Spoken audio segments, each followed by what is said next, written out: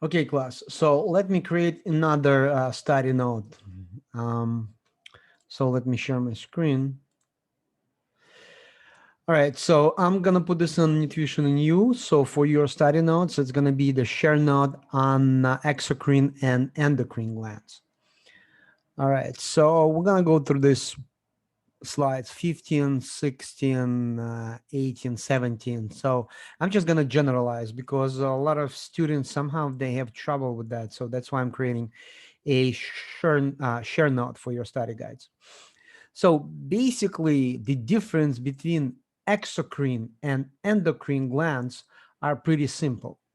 So the exocrine glands, they secrete their secretions on top of a tissue, right? So on top of a skin, for example. So let's say sweat cells, they secrete their secretions on top of the skin. Or oil glands, like sebaceous glands, right? They also secrete their secretions on top of the skin, right? So the exocrine is pretty kind of comprehensive and understandable. So when your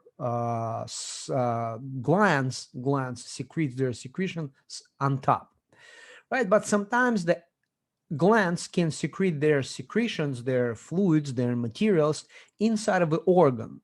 So, and when they secrete inside of the organ, let's say pancreas could be both exocrine and endocrine gland.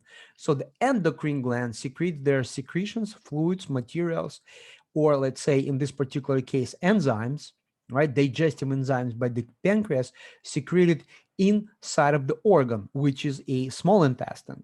So, and that would be secreted on top of the tissue, right? So this tissue is here, the epithelial tissue that surrounds the lining of the small intestine.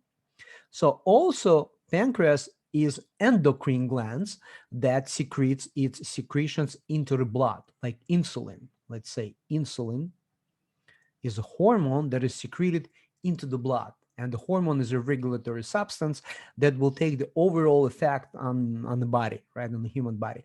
So the exocrine secretes on top or inside of the organ, but will end up on that first layer of epithelial tissue. And the endocrine, which is in this case again pancreas, secretes their secretions inside of the blood. So let's look at that. So this slide number 18 actually visually shows that.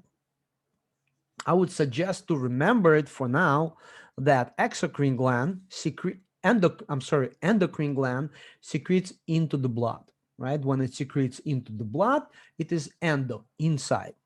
Even though exo can secrete inside but not into the blood, it would be on top of the tissue.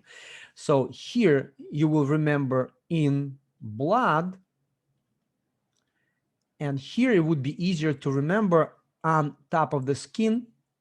I'm sorry, not just skin, on top of a epithelial tissue. We discussed what epithelial tissue is, but sweat, it is very comprehensive, right? When this exocrine gland, sweat gland, eccrine gland secretes sweat on top of the tissue through its duct, right? So it secretes on top. Or like oil glands, sebaceous glands also secretes their materials to lubricate skin on top. It could also secrete inside of the organ, but when it secretes inside of the organ, it actually secretes in um, um,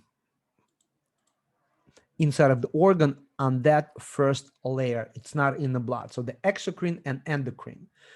I hope that I did not confuse you with that. And that's important to understand the difference between exocrine and endocrine.